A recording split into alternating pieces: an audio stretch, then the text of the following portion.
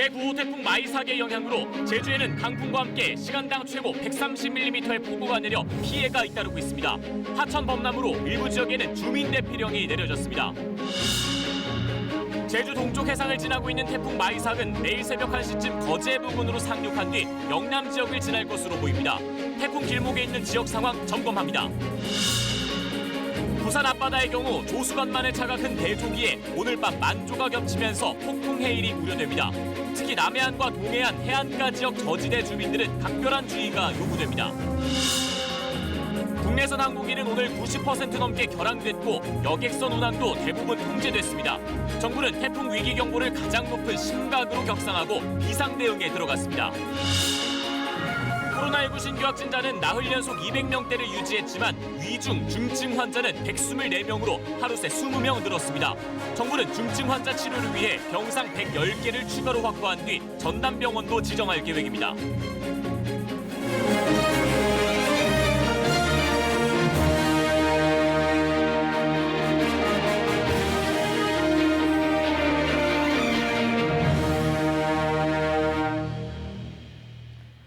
안녕하십니까. 특집 KBS 9시 뉴스입니다.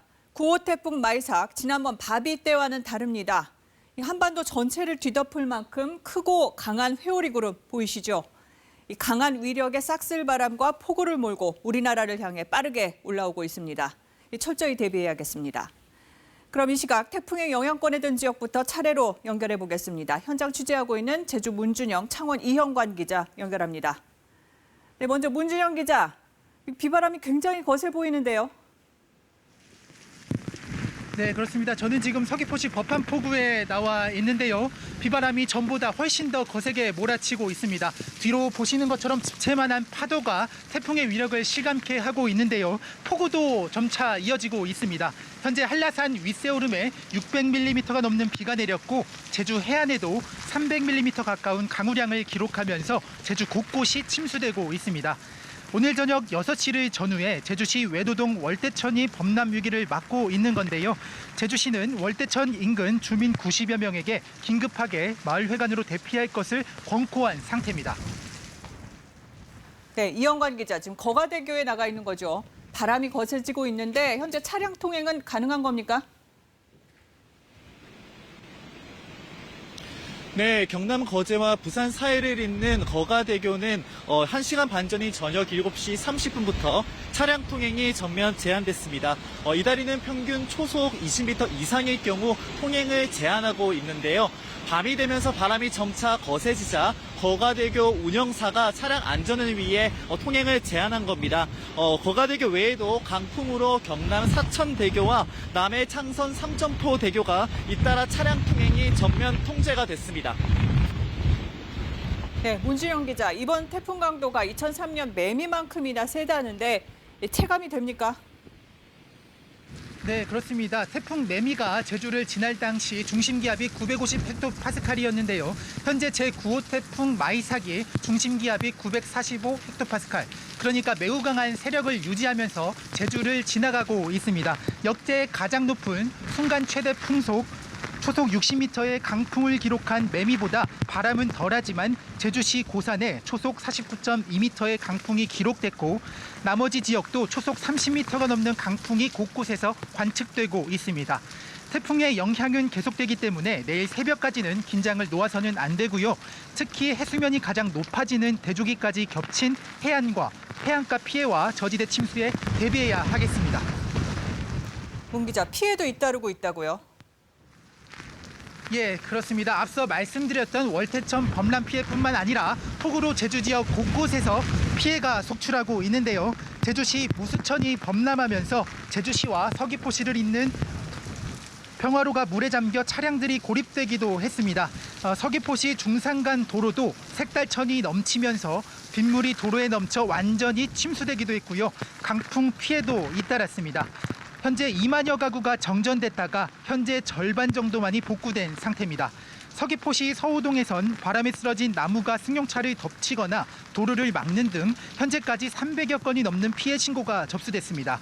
하늘길과 백길도 완전히 끊겼습니다. 오늘 오전부터 예정된 항공편 370여 편이 모두 결항했는데요. 제주 해상에도 높은 파도로 제주를 오가는 9개 항로 여객선 운항이 전면 통제됐습니다. 네, 이영광 기자, 이 경남 거제와 창원은 2003년 태풍 매미 때 최악의 피해를 봤잖아요. 이번에는 어떻게 대비가 되고 있습니까? 네, 경남 거제 역시 2003년 태풍 매미가 상륙하면서 많은 인명피해가 잇따랐습니다. 당시 거제에서는 바람이 초속 55m까지 매우 강하게 불면서 4명이 숨지고 35명이 다치기도 했는데요.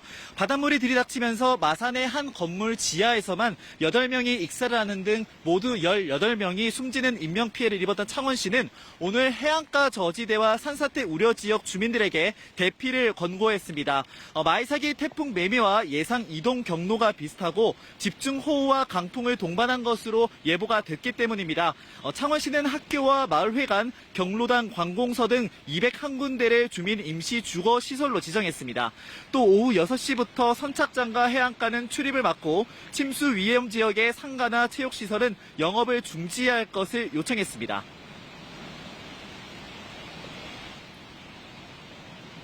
네, 지금까지 제주 문준영 과거대교 이영관 기자였습니다.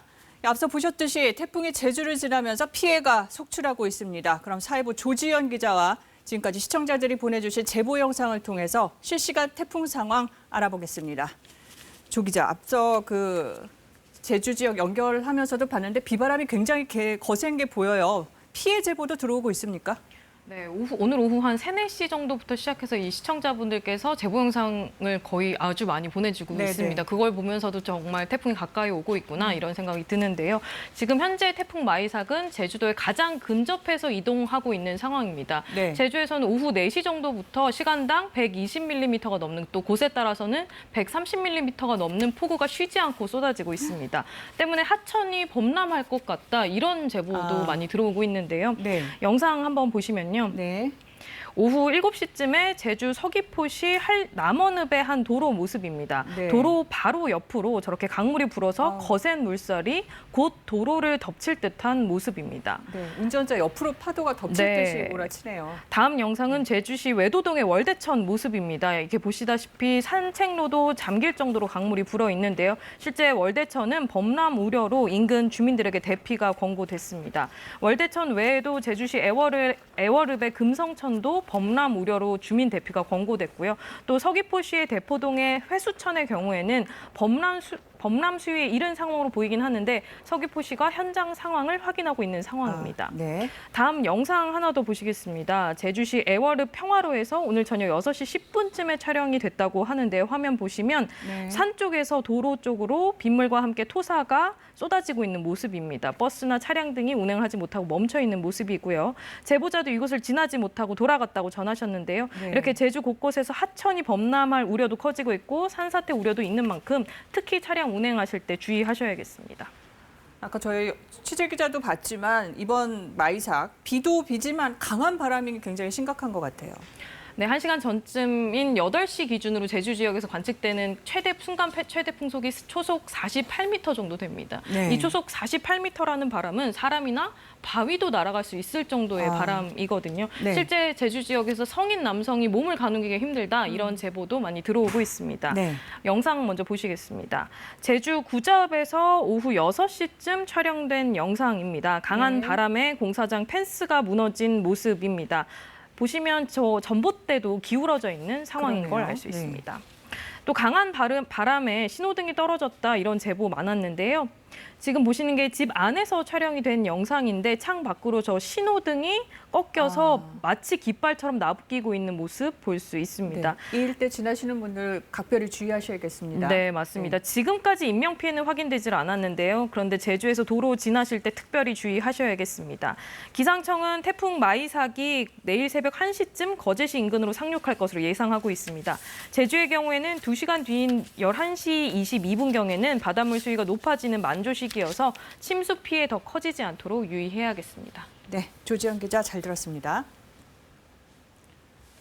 네, 이번에는 기상청을 직접 연결해서 태풍의 현재 진행 상황 또 위험 지역 등 알아보겠습니다. 우진규 예보 분석관님, 지금 태풍 마이삭 정확한 위치가 어디입니까? 네, 지금 현재 레이더와 위성 영상으로 태풍의 중심을 조금 보여드리도록 하겠습니다. 지금 레이더에서 나타나는 이 태풍의 중심 구역은 이와 같이 제주도 조금 떨어진 이 동쪽 해상을 경유하고 있는데요. 지금 위성 영상에서 보고 있는 태풍의 영역은 조금 그거보다는 가까운 조금 더 제주도에 이 근접한 지역을 통과하고 있습니다. 왜냐하면 지금 태풍은 이 우리나라 부근을 흐르고 있는 굉장히 강한 이 상층의 강한 제트를 타기 시작을 하면서 이 태풍의 상층부는 조금 더 강한 바람을 따라 북쪽으로 올라가고 대기 하층부에 있는 태풍은 조금씩 이 북동진을 하는 즉 태풍이 조금씩 분리되는 그런 과정을 겪고 있는 것으로 예상이 되고 있는데요. 그에 따라서 현재 우리나라는 태풍의 하층부, 공식적인 태풍의 중심 위치를 분석하게 되는 태풍의 하층부를 지금 현재 분석을 하고 있습니다.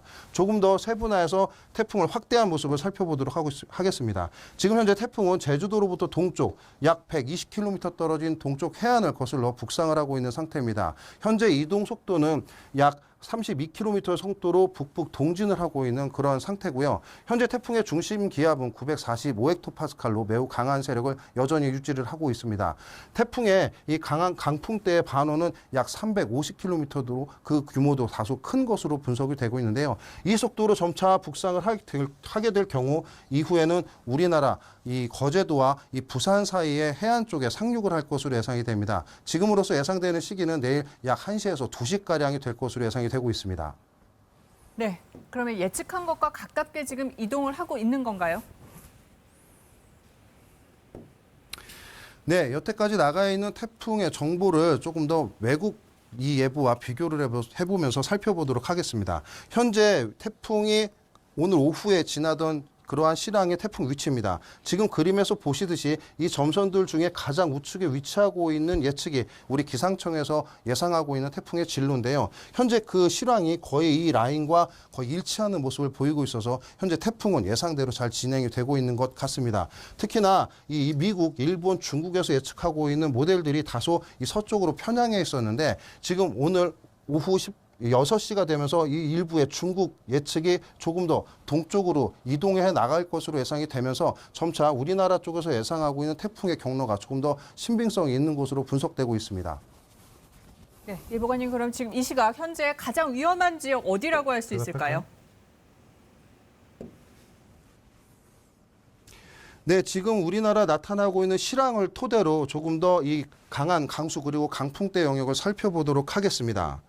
지금 1시간 정도의 이 시간당 강우 강도를 시시각각 지나는 모습으로 살펴보고 계신데요. 특히나 태풍이 현재 가장 강한 영향을 주고 있는 제주도를 중심으로는 시간당 강우 강도가 120mm가 넘는 매우 강한 비가 내리고 있는 것을 알 수가 있습니다. 특히나 점차 시간이 지남에 따라 이 전남 해안 그리고 점차 이 경상 해안 쪽으로 이 시간당 강우 강도가 점차 확대되는 것을 볼 수가 있는데요. 지금 현재 이 시간당 강우 강도는 30에서 40mm로 매우 강해지는 그런 형태를 띠고 있습니다.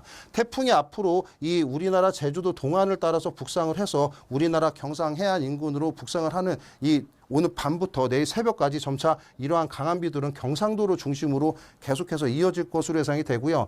이후 상륙한 태풍은 점차 우리나라 동쪽 연안과 우리나라 경상 해안을 중심으로 더욱 강하게 영향을 주기 시작하면서 이 제주도에 나타났던 강한 비의 형태를 그대로 이쪽 지역에 영향을 줄 것으로 예상이 됩니다. 그에 따라 예상되는 태풍의 영향을 받는 이러한 비의 양은 최대 400mm 이상이 될 것으로 예상이 되고요. 매우 많은 비로 인해서 간밤에 침수 피해가 없도록 주의를 해야 될 것으로 예상이 됩니다. 특히나 강한 바람은 더욱 문제입니다. 지금 제주도 일부 지역을 중심으로 최대 순간 풍속이 약 50m에 달하는 매우 강한 바람이 불고 있는데요. 지금 이제 남해안을 중심으로도 최대 순간 풍속이 초속 30m가 넘는 곳이 속속들이 나타나고 있는 상태입니다. 앞으로 오늘 밤부터 내일 새벽 그리고 내일 오전 정도는 이와 같이 우리나라 경상 해안과 이 동해안을 중심으로 매우 강한 바람이 이어지면서 최대 순간 풍속 초속 50m에 달하는 매우 강한 바람이 영향을 줄 것으로 보여 이 많은 비에도 피해가 있겠지만 강한 바람으로 인한 피해도 더욱 강할 것으로 보여 각별한 주의가 필요한 상황입니다. 예보관님 이번 마이삭도 걱정인데 또 10호 태풍 하이선이 올라온다고요? 네, 지금 현재 제10호 태풍이 이 괌 북서쪽에서 발생을 하였습니다. 어제 밤이었는데요. 지금 이 태풍은 느리게 서쪽으로 이동을 하고 있는 상태입니다. 이대로의 이 경로를 취한다면 앞으로 이 수치 모델에서 예상하고 있는 경로대로 예상을 해본다면 이와 같이 점차 우리나라 쪽으로 북서쪽의 경로를 그리면서 접근할 것으로 예상이 됩니다. 다만 이 과정에서 아직까지 변수가 굉장히 많은데 그중에서도 가장 변동성이 있는 건 우리나라의 동쪽에 위치하고 있는 북태평양 고기압의 강도입니다. 예상보다 이 북태평양 고기압이 태풍이 이동하는 기간 동안에 조금 더 우리나라 쪽으로 서쪽으로 확장하게 될 경우 지금의 경로보다 조금 더 우회하는 경로로 보이면서 일본 쪽, 규슈 쪽을 지나지 않고 그대로 해상을 거쳐 우리나라 쪽으로 북상할 가능성도 있습니다. 이런 경우에는 태풍의 강한 강도가 고스란히 우리나라 쪽으로 전해지게 되면서 많은 영향을 줄 것으로 예상이 되는데요. 다만 반대급부도 있습니다. 태풍이 예상에 비해서 조금 더 동쪽으로 수축을 하게 되는 경우, 조금 더 동쪽으로 이동을 하게 되는 경우에는 태풍의 경로가 이 일본 규슈 또는 일본 본토를 관통을 한 후에 우리나라 쪽으로 북상하게 될 가능성도 있는데 이렇게 될 경우에는 태풍이 다소 세력이 약화된 상태로 우리나라 쪽으로 접근을 하기 때문에 예상되는 강도의 또는 피해의 양이 조금 더 적을 가능성도 있습니다. 때문에 앞으로 이 북태평양 고기압의 확장, 숙축 여부가 이 태풍이 우리나라 쪽으로 줄 영향에 대한 변동성에 큰 영향을 줄 것이라고 예상되기 때문에 지금 현재 이에 대한 부분을 계속해서 분석하고 있는 상황입니다. 지금까지 기상청에서 말씀드렸습니다. 네, 기상청 우진규 예보관이었습니다.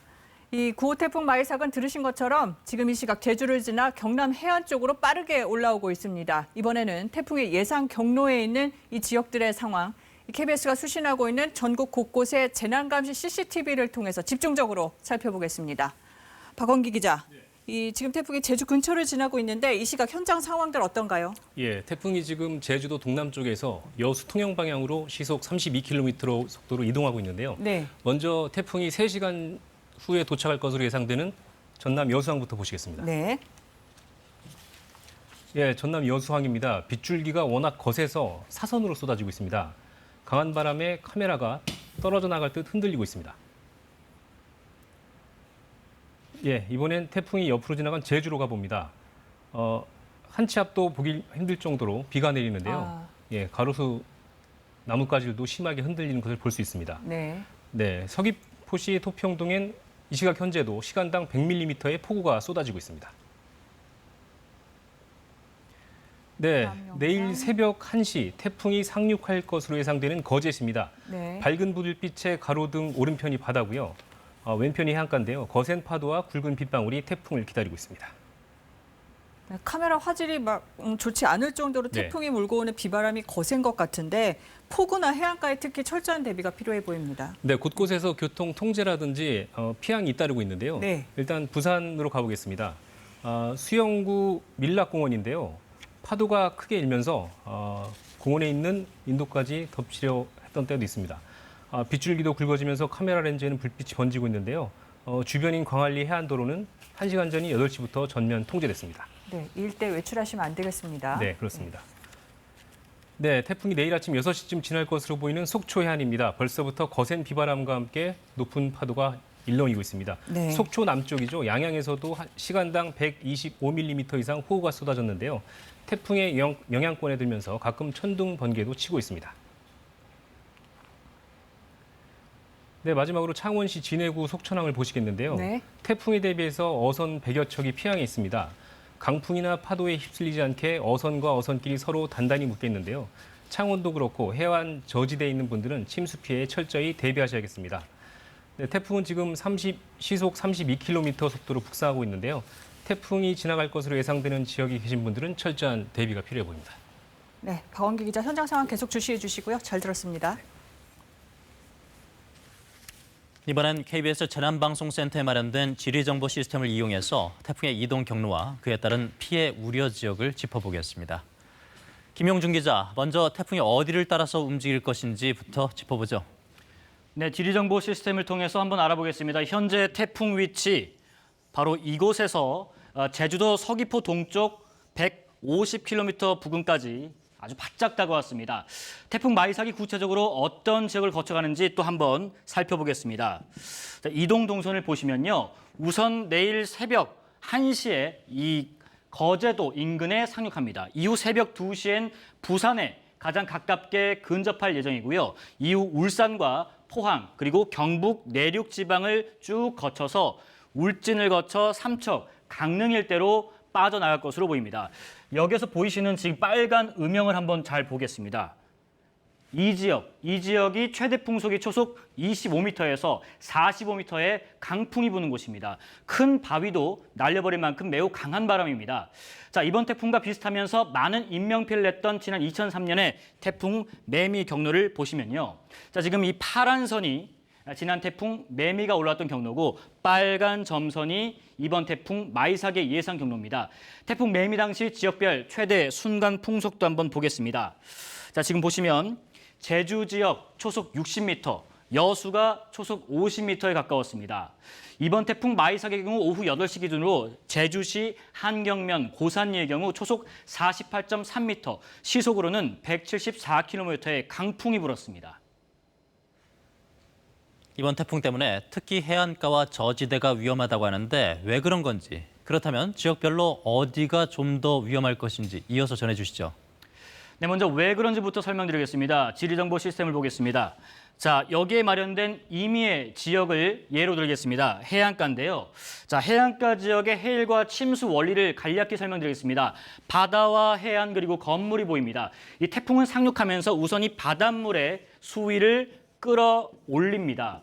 우리가 보통 태풍의 중심 기압을 몇 헥토파스칼 이렇게 표현하는데 기본적으로 1013 헥토파스칼을 기준으로 그것보다 낮아지면 저기압인데요. 쉽게 말해서 태풍이 지표를 누르는 힘이 약해지는 겁니다. 보통 기압이 1 헥토파스칼이 낮아지면 반대로 해수면은 1cm가 오르는데요. 이번 태풍이 상륙할 때는 약 945에서 950 헥토파스칼 정도로 예상되니까 바닷물이 기존 만조 때보다 50cm는 더 올라온다는 겁니다. 거기에 이 파도가 치고 폭우까지 몰아치면 이 아래쪽 해안 저지대는 물이 빠지지 않아서 침수까지 우려가 되는 겁니다. 자, 그러면 지리정보 시스템에서 데이터를 기반으로 피해 우려 지역을 좀 더 자세하게 살펴보겠습니다. 먼저 경남과 남해안에 앞서서 강원 양양 지역부터 한번 가보겠습니다. 양양 지역에 있는 송현 교차로라는 곳인데요.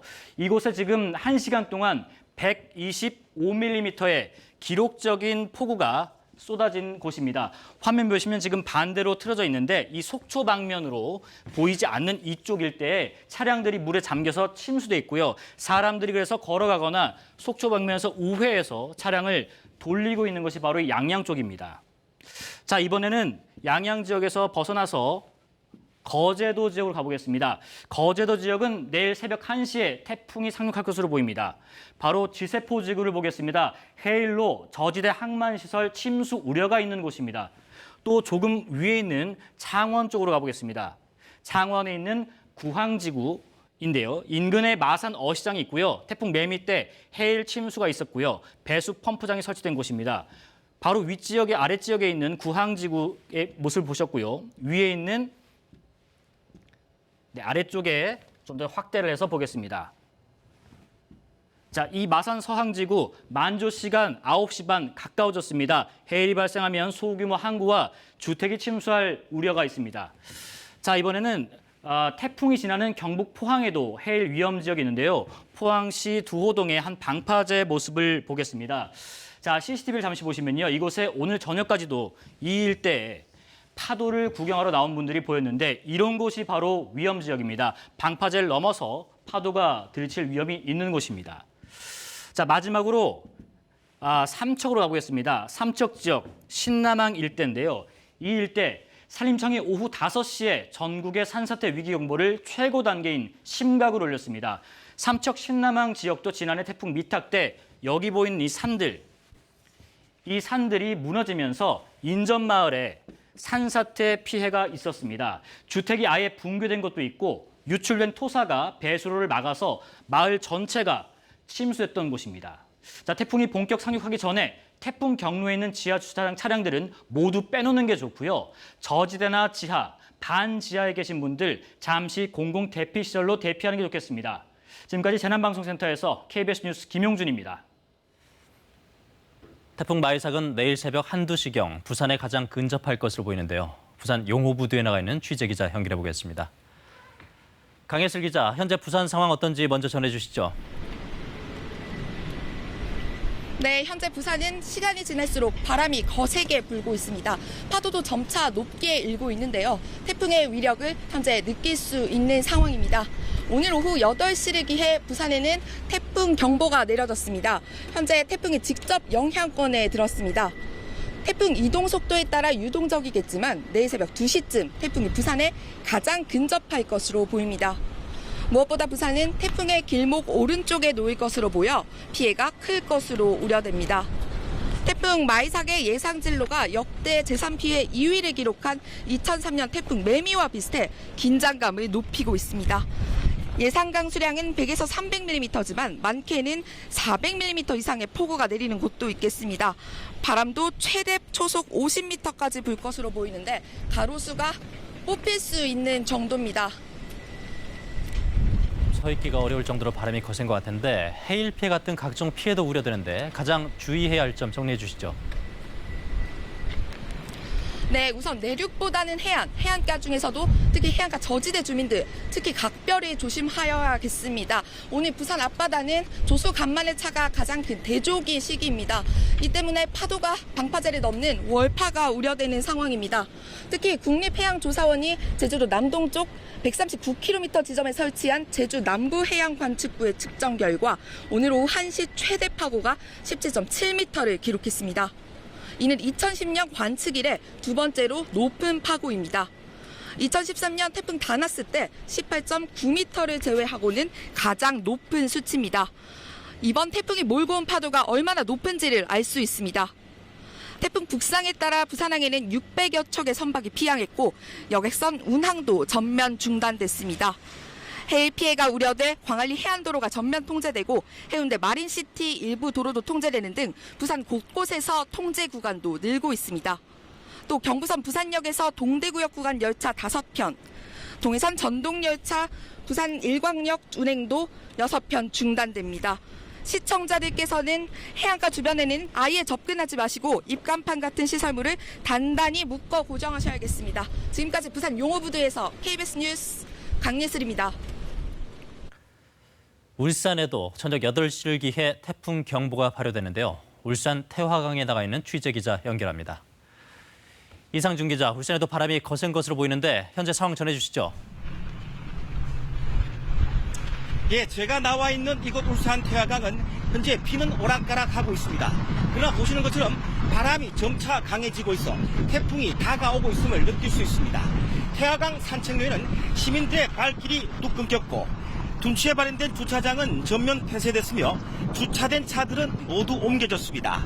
또 태화강 수위에 따라 강변도로의 통제 여부가 결정될 예정입니다. 기상청은 오늘 저녁 8시를 기해 울산에도 태풍 경보를 발령했습니다. 이번 태풍이 울산에 가장 근접하는 시간은 내일 새벽 3시 전후로 예상되는데요. 내일 낮까지 울산에는 100에서 300mm, 많게는 400mm 이상 비가 내릴 것으로 보입니다. 또 순간 최대 풍속 초속 30에서 50m의 강한 바람이 불 것으로 예보됐습니다. 태풍 북상에 따라 울산항에는 선박 800척이 피항했으며 현대중공업은 건조 완료 단계인 선박 13척을 서해안으로 피항시켰고 현대차 울산 공장은 수출사 선적 부두에 있던 차량 수천 대와 침수 우려가 있는 생산 차량을 모두 안전지대로 옮겼습니다. 울산시 등 재난당국은 오늘 낮부터 비상근무에 돌입해 산사태 우려 지역과 옹벽 등을 중심으로 예찰 활동을 강화하고 있습니다. 또 해야댐과 사연댐 등 주요 댐은 홍수 조절 기능을 갖추도록 물을 미리 방류해 태화강 하류 침수 피해를 막도록 했습니다. 지금까지 울산 태화강에서 KBS 뉴스 이상준입니다. 이번엔 경북 동해안 상황 알아보겠습니다. 포항도 태풍 마이삭이 접근하면서 긴장감이 높아지고 있는데요. 취재 기자 연결합니다. 박진영 기자, 지금 경북 동해안 상황은 어떻습니까? 네, 저는 지금 포항 영일대 해수욕장에 나와 있습니다. 조금 전까지 내리던 비는 현재 소강 상태를 보이고 있지만 바람이 점점 더 거세지고 있는 상황입니다. 지금 제 뒤에 보이는 바다의 물결도 점차 높아지고 있습니다. 오늘 밤 10시를 기해 대구와 경북 22개 시군에는 태풍 경보가 내려졌습니다. 새벽부터는 많은 비가 내릴 것으로 예상되는데요. 대구와 경북 내륙에는 100에서 200mm, 경북 동해안과 서부 내륙은 100에서 최대 400mm가 내릴 것으로 예상됩니다. 특히 이번 태풍은 바닷물이 높아지는 대조기와 겹쳐 바다와 접한 동해 지역에 침수 피해가 우려되고 있습니다. 포항시는 어제부터 배수장과 상습 침수 지역을 점검하고 해안 저지대와 방파제 등 위험 지역은 출입을 통제하고 있습니다. 태풍이 대구, 경북 지역 통과할 때 바람은 얼마나 세일 것으로 예상되고 있나요? 네, 기상청은 태풍이 내일 새벽 3시부터 5시 사이에 대구와 경북을 지나갈 것으로 내다봤습니다. 이때 최고 풍속이 20에서 40m의 강한 바람이 불 것으로 예상되고 있는데요. 초속 40m의 강한 바람은 큰 바위로 옮길 정도의 수준인 것으로 알려졌습니다. 특히 해안가 지역에서는 폭풍 해일이 덮칠 수도 있습니다. 경상북도는 산사태나 침수 우려가 있는 포항 12가구, 경주 4가구 등 도내 37가구 주민 72명을 마을 회관 등으로 미리 대피시켰습니다. 한국철도공사는 태풍의 직접적인 영향권에 들어가는 오늘 밤 11시부터 내일 정오까지 경부선과 경북선 열차 운행을 일부 중단하거나 조정하기로 했습니다. 원자력안전위원회도 비상근무 체계를 가동시키고 한울과 월성 원전을 중심으로 태풍 대비 특별 점검을 하고 있습니다. 해상에서는 최대 12m의 파도가 예상돼 포항과 울릉을 오가는 여객선 운항이 전면 통제됐습니다. 지금까지 포항 영일대 해수욕장에서 KBS 뉴스 박진영입니다. 네, 이번에는 전문가와 함께 태풍 마이삭의 특징과 영향 자세하게 분석해 보겠습니다. 문일주 제주대 태풍연구센터 교수 화상으로 연결돼 있습니다. 문 교수님, 이번 태풍의 위력을 2003년 매미랑 비교하곤 하는데 어떤 점이 비슷한 겁니까? 예, 태풍 마이삭이 제주도를 지날 때 중심 기압이 950헥토파스칼, 최대 풍속은 초속 43m로 예상이 되는데요. 이것은 매미하고 매우 유사한 강도입니다. 두 태풍의 진로도 모두 경남 남해안을 통과해서 동해로 빠져나가는 매우 유사한 형태입니다. 1년 중 가장 수위가 높은 백중사리 시기에 태풍이 도착하는 것도 두 태풍이 비슷합니다. 이번 태풍으로 폭풍 해일 피해가 우려되는 이유입니다. 한마디로 이번 태풍은 매미와 같이 비 피해, 바람 피해, 거기에 폭풍 해일 피해까지 유발할 수 있는 매우 위험한 태풍입니다. 네, 말씀하신 것처럼 폭풍 해일 우려가 크다고 하는데 왜 그런 거죠?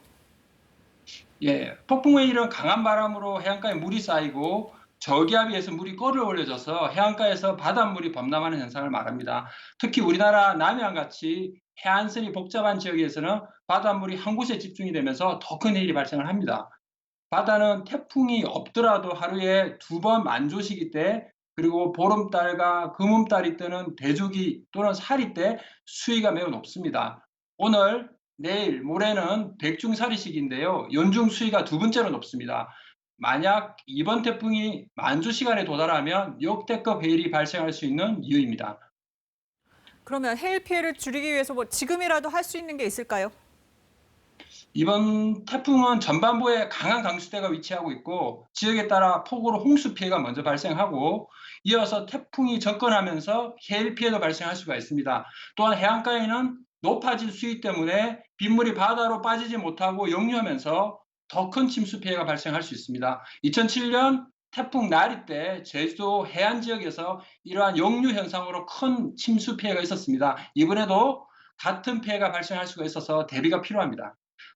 그리고 소규모 하치를 지날 때도 강한 바람에 의해서 부서진 나뭇가지들이 다리를 막아서 물이 다리 위로 넘칠 수가 있습니다. 다리 위를 지날 때 특히 조심하시고요. 지금이라도 해안가 저지대에 계신 분들은 안전한 곳으로 대피하시길 권합니다. 교수님, 우리나라에 영향을 주는 태풍이 점점 더 그 위력이 강해지는 것 같은데 특별한 이유가 있을까요? 예, 바로 지구온난화 때문인데요. 태풍의 길목인 한반도 주변 해역은 수온 상승률이 전 세계에서 가장 높은 지역 중에 하나입니다. 이렇게 높아진 수온 때문에 북상하는 태풍은 계속 에너지를 공급받아서 세력을 키웁니다. 태풍의 천적인 제트 기류도 북극의 온난화로 점점 약해지고 있어 더 이상 태풍을 막지를 못합니다. 이렇게 해안과 대기 조건 모두가 점점 태풍에게 유리하게 작용하기 때문에 더 강한 태풍이 한반도로 올라오는 것입니다. 온난화로 더 강해지는 태풍에 대한 장기적인 대비가 필요한 이유입니다. 네, 문일주 교수님 잘 들었습니다. 네, 강력한 비바람의 영향으로 태풍이 지나가는 지역의 철길이 통제되고 있습니다. 오늘 하루 국내선 여객기가 90% 넘게 결항됐고 백길도 상당 부분 막혔습니다. 자세한 교통 상황 알아보죠. 임종민 기자, 지금 통제되고 있는 노선 어디입니까? 네, 태풍이 통과하게 될 경상도와 강원도 지역 노선 일부에서 차례로 통제가 이뤄지고 있습니다. 동대구와 경주, 진주에서 부산을 잇는 구간과 동해에서 제천을 잇는 구간의 일반 열차가 밤 11시부터 통제됩니다. 따라서 서울에서 출발해 이 시간에 통제 구간을 지나는 열차들은 동대구와 경주, 진주, 제천에서 각각 멈추게 됩니다.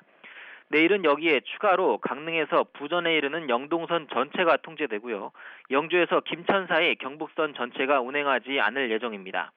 KTX와 SRT 등 고속열차는 강풍과 호우 상황에 따라 잠시 속도를 줄이거나 멈출 수는 있지만 일단 예정대로 운행할 것으로 보입니다. 다만 태풍 상황에 따라 편성이 바뀔 수 있기 때문에 열차 이용하실 분들은 코레일과 SR 홈페이지를 통해 운행 여부를 반드시 확인해야 합니다. 네, 국내선 하늘길, 백길 다 운항이 거의 중단됐죠? 네, 그렇습니다. 먼저 제주공항의 경우 오전 10시 반부터 이착륙이 통제되면서 180편이 뜨지 못했습니다. 현재 제주를 비롯해 울산과 김해, 청주, 대구, 여수, 무안, 광주, 사천공항까지 9곳에 태풍 경보가 내려져 있습니다. 김포와 인천, 양양공항도 곧 태풍 경보가 내려질 예정입니다. 이 때문에 오늘 하루 전국 공항에서 출발하려던 국내선 여객기 가운데 91%인 439편이 운행하지 못했습니다. 바닷길도 대부분 막혔습니다. 강릉과 울릉도, 독도를 잇는 항로를 비롯해 전국 103개 여객선 항로 가운데 70개가 통제됐습니다. 태풍 마이삭의 영향권에서 완전히 벗어날 때까지 전국 곳곳에서 교통 통제와 차질은 계속될 것으로 보입니다. 지금까지 KBS 뉴스 임종민입니다. 네, 오늘 오전부터 재난위기경보는 가장 높은 심각 단계로 올라갔습니다. 정부는 출퇴근과 등하교 시간 등을 조정해달라고 요청했는데요. 이번에는 중앙재난안전대책본부 연결합니다. 이수근 기자, 공공기관뿐 아니라 민간기관도 출근 늦추고 퇴근을 앞당기란 거죠? 네, 과거의 태풍 피해 사례를 보면요. 태풍이 상륙했을 때 급류에 휩쓸린다든지 간판 같은 낙하물 추락으로 인한 인명 피해가 많았는데 태풍 상륙 시간대에 외부 활동을 최소화하기 위해서 정부가 중앙부처와 지자체 또 공공기관은 물론 민간 기업에도 출퇴근 시간을 조정해달라고 요청했습니다. 또 교육부에도 일선 초중고와 대학교에서 온라인 수업을 하고 등하교 시간을 조정하는 등 학생 안전 대책을 마련하라고 주문했습니다. 이에 앞서 정부는 태풍이 제주에 근접하기 전인 오전 9시를 기해 일찌감치 위기 경보를 최고 단계인 심각 단계로 격상하고 3단계 비상 대응 근무에 들어갔습니다.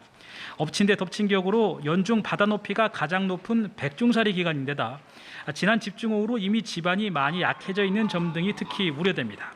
이와 관련해 문재인 대통령은 국민들은 재난방송 등을 통해 상황을 지켜보고 안전한 장소에 머물러 달라고 당부했습니다. 네, 앞서 전문가와 함께 태풍 매미와도 비교를 해봤는데 어떻게 대응해야 할지 몇 가지 짚어볼까요? 네, 중대본은 해안가 저지대나 하천변 또 산사태 위험 지역의 주민들은 사전에 안전한 곳으로 대피할 것을 촉구한 상태입니다. 상황이 급박할 경우엔 재난관련법에 따라 자치단체가 강제 대피 조치를 해줄 것도 요청했습니다.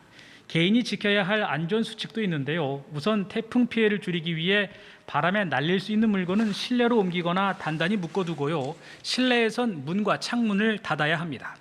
무엇보다 외출을 자제하고 하천변이나 해안가 등은 급류에 휩쓸릴 수 있는 만큼 가지 않는 게 최선입니다. 특히 계속된 비로 지반이 많이 약해져 있죠. 산사태나 붕괴 피해 우려가 높습니다. 앞서 잠깐 언급되기도 했습니다만 산사태 경보 단계도 오늘 심각 단계로 상향됐는데요. 따라서 계곡이나 비탈면 근처는 절대로 가시면 안 되겠습니다. 태풍이 완전히 지나갈 때까지 재난방송 등 기상정보에 귀를 기울이시는 게 좋습니다. 지금까지 중앙재난안전대책본부에서 KBS 뉴스 이승훈입니다. 얼른 대피하시기 바랍니다. 산사태 조짐이 있다는 연락을 받자마자 충주시 하남마을 이장님은 바로 마이크부터 잡았습니다. 몇 주 전 집중호우가 이어졌을 때 얘기입니다. 이 방송을 들은 주민들이 황급히 대피한 직후 축대가 무너졌고 몇몇 집은 물에 잠겼습니다. 자칫 인명피해가 날 수 있었던 위급한 상황이었죠. 이장님은 거동이 힘든 어르신들 안전까지 모두 확인한 뒤에 가장 마지막에 몸을 피했습니다. 열차를 멈춰야 할 것 같습니다. 적극적인 제보로 사고를 막은 시민들도 있습니다. 코레일에 따르면 지난 집중호우 당시 열차 운행을 멈춰서 추가 피해를 막은 사례가 모두 21건이었는데 이 중에 5건은 시민의 제보 덕이었습니다. 선로로 토사가 밀려온 상황을 보자마자 즉각 알려서 더 큰 사고를 막아낸 겁니다. 이런 시민의 힘이 이번 태풍에도 재해를 줄이는 또 다른 안전망이 될 것으로 기대합니다. 태풍 마이삭은 현재 일본 서쪽 해상을 지나고 있습니다. 태풍이 덮친 오키나와에선 최소 8명이 다치고 수만 가구가 정전 피해를 입었는데 10호 태풍까지 올라오고 있어 긴장감이 높아지고 있습니다. 도쿄 황현택 특파원의 보도입니다. 강한 바람에 대형 트럭이 좌우로 흔들립니다. 도로에는 이미 넘어진 트럭이 보입니다. 어제 오키나와에서 관측된 최대 순간 풍속은 초속 54.5m. 강풍을 견디지 못한 도심 가로수는 힘없이 부러졌고 거리엔 넘어지고 부서진 시설물들이 나뒹굽니다. 非常に強い風が吹き続けています。暴風に厳重な警戒を続けてください。 이번 태풍으로 오키나와에서만 최소 8명이 다쳤고 3만 가구의 전기 공급도 끊겼습니다. 북진 중인 마이삭은 강한 세력을 유지한 채 일본 서부 규슈 지역을 통과하고 있습니다. 시간당 80mm의 폭우와 함께 일부 지역에는 초속 50m의 강한 바람도 예보됐습니다. 일본 기상청은 강풍과 폭우, 토사재해와 저지대 침수 경보를 잇따라 발령하고 있습니다. 이번 주말에는 제10호 태풍 하이선이 또다시 일본 열도에 상륙할 것으로 예보돼 긴장감이 이어지고 있습니다. 広い範囲で甚大な影響を受ける恐れがある最大級の警戒が必要と考えております。 10호 태풍 역시 일본 서부 지역을 관통한 뒤 한반도 쪽을 향할 것으로 전망됩니다. 도쿄에서 KBS 뉴스 황현택입니다. 네, 태풍 소식은 잠시 뒤 다시 전해드리겠습니다. 이번에는 코로나19 상황입니다. 확진자 267명 늘었습니다. 나흘 연속 200명대입니다. 사랑제일교회와 8.15 서울 도심 집회 등 기존 집단 감염 관련해서 확진자 계속 나오고 있고요. 또 최근 한 주 동안 전체 국내 발생의 4분의 3 정도가 몰린 수도권을 중심으로 새로운 집단 감염 사례가 급증하고 있습니다. 방역당국은 국민들의 적극적인 방역 참여로 폭발적인 급증 추세는 억제되고 있다면서도 환자 발생 감소세가 뚜렷한 게 아니기 때문에 신규 확진자 수를 더 줄이는 게 급선무라고 강조했습니다.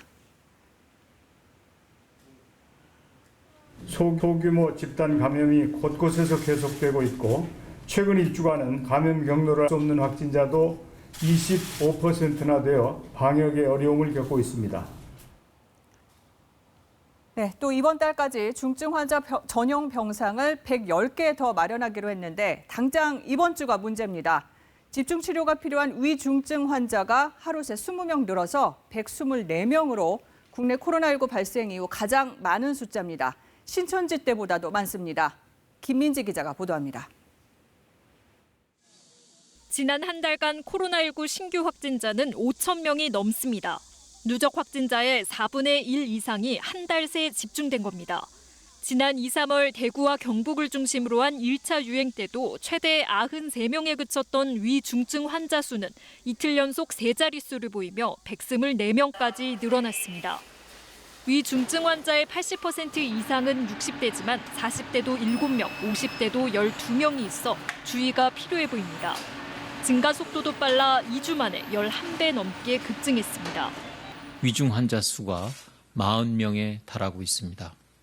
최근 수도권 교회와 집회에서 발생한 환자 가운데 60대 이상 환자의 비율이 40%를 넘는 등 지난 2주간 사망한 환자도 20명에 달하는데 90대가 3명, 80대 9명 등 모두 60대 이상입니다. 특히 80세 이상의 치명률은 20%에 달할 정도입니다. 다만 방역당국은 지난주 400명 이상 발생했던 것에 비해 급증세가 다소 꺾인 점은 긍정적으로 평가했습니다. 거리두기 강화 조치가 일정 부분 효과를 보이고 있다는 겁니다. 하지만 안심할 상황은 아닙니다. 최근 일주일간 감염 경로를 조사 중인 사례가 4명 중 1명에 달하고 새로운 집단 감염 사례도 연일 이어지고 있습니다. 실내 체육시설과 요양원, 음악학원 등 일상 곳곳에서 나타나고 있습니다. 여전히 그 감염의 위험도가 높은 거는 마스크를 쓸 수 없는 상황이면서 실내에서 밀접한 접촉을 하는 모든 유형에서는 다 발생하고 있습니다. 방역당국은 이번 주 강화된 사회적 거리 두기를 통해 일일 신규 확진자 수를 적어도 100명 이하로 줄이는 것이 급선무라고 강조했습니다. KBS 뉴스 김민수입니다. 네, 이렇게 중증 환자가 빠르게 늘면서 중증 환자 병상 확보가 급합니다. 일단 이번 달 안에 110개, 내년 상반기까지는 500개 늘린다는 게 정부 계획입니다. 또 한 달 앞으로 다가온 올 추석 열차표는 열차 안에 거리 두기를 위해서 창가 쪽, 그러니까 절반만 판매됩니다. 이승종 기자입니다. 현재 전국에 있는 중환자 치료 병상은 500여 개입니다. 이 가운데 즉시 입원할 수 있는 병상은 43개, 8.4%에 불과합니다. 특히 최근 환자가 집중된 수도권은 9개뿐입니다. 이에 정부는 이번 달 안에 코로나19 중증 환자 전용 병상 110개를 더 확보한다는 계획입니다. 기존에 일반 환자도 입원 가능한 중증 환자 병상을 중증 환자 전담 치료병원 지정을 통해서 코로나19 중증 환자만 입원 가능한 병상으로 확보하겠습니다. 지정된 병원에는 코로나19 치료에 따른 영업 손실을 보상하고 인센티브도 제공합니다. 또 내년 상반기까지 500개가량의 중증 환자 치료 병상 추가 확보를 위해 의료기관에 1,000억여 원을 지원합니다. 부족한 의료 인력 충원을 위해서는 중환자 치료가 가능한 전담 간호사 인력을 양성합니다. 교육생 250여 명이 선정됐고 연말까지 교육이 진행됩니다. 감염병 전담병원이나 중증 치료를 담당할 인력들이 지금 현재는 좀 더 지원이 필요한 사안들입니다. 추석 연휴를 앞두고 당초 오늘부터 시작할 예정이던 열차표 사전 예매는 일주일 연기됐습니다. 창가 측 좌석만 판매해 승객간 거리를 최대한 확보할 방침입니다. 이번 연휴가 코로나19 확산의 또 다른 불씨가 되어서는 안 되겠습니다. 국민들께서는 방역을 최우선으로 고려해 연휴 계획을 세워주시기 바랍니다. 한편 정부는 매장 내 취식 금지 조치가 빵집은 제외된 것과 관련해 위험도와 서민 경제 충격을 고려한 결정이었다고 설명했습니다. KBS 뉴스 이승종입니다. 코로나19에 확진돼 입원 치료를 받던 전광훈 목사가 오늘 퇴원하자마자 기자회견을 열어 정부의 방역 조치는 사기극이라고 주장했습니다. 청와대는 적반하장이라며 강하게 비판했고 경찰은 전 목사의 사택 등을 추가로 압수수색했습니다. 이세준 기자가 취재했습니다. 전광훈 목사가 코로나19 확진 판정을 받고 입원한 지 16일 만에 다시 모습을 드러냈습니다. 전 목사는 퇴원하자마자 기자회견을 열고 정부의 방역 조치를 사기극이라고 주장했습니다. 우한 바이러스 사건을 통해서 이것을 전체적인 것을 우리에게 뒤집어 씌워서 사기극을 펼치려고 했으나 국민 여러분들의 현명한 판단 때문에 실패한 걸로 보입니다. 사랑제일교회 관련 코로나19 확진자가 1,100명을 훌쩍 넘는 상황에서도 이런 주장을 반복하자 청와대는 강하게 비판하고 나섰습니다. 청와대 핵심 관계자는 반성은 차치하고 최소한 미안한 신용이라도 하는 게 도리라며 적반하장에도 정도가 있어야 한다라고 지적했습니다. 그러면서 공권력이 살아있다는 점을 보이라고 지시한 문재인 대통령의 말을 환기하고 싶다라고 경고했습니다. 전 목사의 퇴원과 함께 경찰 수사도 속도를 내고 있습니다. 서울지방경찰청 지능범죄수사대는 오늘 오후 4시 반부터 전 목사의 사택 등 4곳에 대해 추가 압수수색에 들어갔습니다. 경찰은 지난 압수수색으로 확보한 압수물 분석 결과 추가 자료를 확보할 필요성이 있어 압수수색을 하게 된 것이라고 설명했습니다. 국민의 안전을 위협하는 방역 방해 행위에 대해서는 엄정하고 신속하게 수사를 진행하겠다라는 입장도 밝혔습니다. 한편 경찰은 지난 1월 광화문 집회에서 특정 정당의 지지를 호소한 전 목사를 공직선거법 위반 혐의로 검찰에 송치했습니다. KBS 뉴스 이세중입니다. 코로나19 상황에서 한 사람의 거짓말은 돌이킬 수 없는 후폭풍을 몰고 옵니다. 경남 창원에 사는 한 여성은 광복절 광화문 집회에 참석했지만 동선을 숨기고 발뺌하다 뒤늦게 검사를 받고 확진됐습니다. 그 사이 가족 2명을 포함해 7명이 감염됐고 접촉자가 일파만파 늘어 학교와 공장까지 멈춰섰죠. 한 사람의 거짓말로 인해 무려 2,000명 넘는 시민들이 진단 검사를 받아야 했습니다. 이뿐만이 아닙니다. 창원시가 이 확진자에게 구상권 소송을 냈는데 감염된 7명의 입원 치료비 1억 4천만 원, 또 2,000명 넘는 시민들이 받은 코로나 검사비 모두 합해 1억 2,600여만 원, 여기에 방역비 등을 더해 모두 3억 원을 청구했습니다. 너무 가혹한 요구일까요? 창원시는 무고한 시민들이 더 값비싼 대가를 치르고 있다고 답했습니다. 다음 소식입니다. 추미애 법무장관의 아들이 군 복무 시절 특혜 휴가를 나갔다는 의혹과 관련해 야당인 국민의힘이 오늘 부대 관계자들과의 통화 내용을 공개했습니다. 당시 추 장관 보좌관이 전화를 해서 병가 연장에 대해 물었다는 발언이 담겨 있는데 진실 공방이 더 치열해질 걸로 보입니다. 신지혜 기자입니다. 야당이 제기한 추미애 장관 아들의 특혜 휴가 의혹의 쟁점은 추 장관 보좌관의 개임 여부입니다. 추 장관 아들 서모 씨는 2017년 6월 병가 19일과 연가 4일 등 모두 23일간 휴가를 썼습니다. 야당은 이중 19일은 병무청에 병가 기록이 없고 마지막 4일은 추 장관 보좌관의 전화로 연가 처리된 것이라고 주장하고 있습니다. 추 장관은 서 씨가 무릎 수술로 병가와 개인 휴가를 썼다며 보좌관 통화 사실을 부인해왔습니다. 전화하라고 지시한 것은 사실입니까? 보좌관이 뭐하러 그런 사적인 일에 지시를 받고 하겠습니까? 그러자 국민의힘 신원식 의원은 서 씨 휴가 처리에 관여한 군 관계자들과의 전체 통화 중 3분 분량을 공개했습니다. 서일 등 병가 연장이 되느냐 문의 전화가 왔다 그랬죠. 왜 그 보좌관이 굳이 이렇게 본인이 안 하고 보좌관이 전화했을까 생각했던 거죠. 또 당시 휴가 승인권자였다는 비 전 중령은 병가를 연장할 수 없느냐는 전화를 지원 장교가 받은 것 같고 연장은 안 된다고 했다고 들었다고 말했습니다. 국민의힘은 추 장관과 아들, 보좌관 또 군 관계자들을 검찰에 고발하겠다고 밝혔습니다. 서 씨 변호인들은 입장문을 내고 국군 양주병원에서 병가 서류를 발급받았고 병가 기간 삼성 서울병원에서 무릎 수술을 받았다고 밝혔습니다. 수술 후 통증이 계속돼 병가 연장을 문의했던 거라고 했는데 누가 문의를 했는지는 명시하지 않았습니다. KBS 뉴스 신지혜입니다. 태풍과 가까운 제주와 경남 지역 외에도 강원도 쪽에도 피해 제보가 이어지고 있는데요. 사회부 취재기자와 함께 시청자께서 보내주신 제보 영상을 통해서 실시간 태풍 상황 살펴보겠습니다. 이재희 기자, 강원도 쪽에서도 피해가 잇따르고 있나 봐요? 네, 태풍 마이삭은 현재 제주도 동쪽에 위치해 있죠. 그런데 태풍과 500km 넘게 떨어진 강원도 양양과 속초에서도 강한 비바람 제보가 지금 이어지고 있습니다. 태풍이 몰고 온 동풍이 태백산맥에 부딪히면서 영동 지역을 중심으로 또 호우와 강풍이 이어지고 있는 건데요. 지금 속초시 설악동엔 1시간에 약 90mm, 고성군 토성면엔 70mm의 강한 비가 쏟아지고 있습니다. 양양군청에선 현북면 광정천이 범람할 수 있다면서 근처에 사는 주민들에게 높은 지대로 대피하라고 지금 권고를 내린 상황이고요. 제보 영상 보면서 강원 지역의 실시간 피해 상황 살펴보겠습니다. 갑자기 강한 비가 쏟아지면서 강원 곳곳에서 하수도가 역류했다는 신고가 잇따르고 있습니다. 먼저 속초입니다. 조양동의 도로인데요. 맨홀에서 빗물이 역류해 쏟아져 나오면서 도로 전체가 지금 물에 잠겨 있는 상황입니다.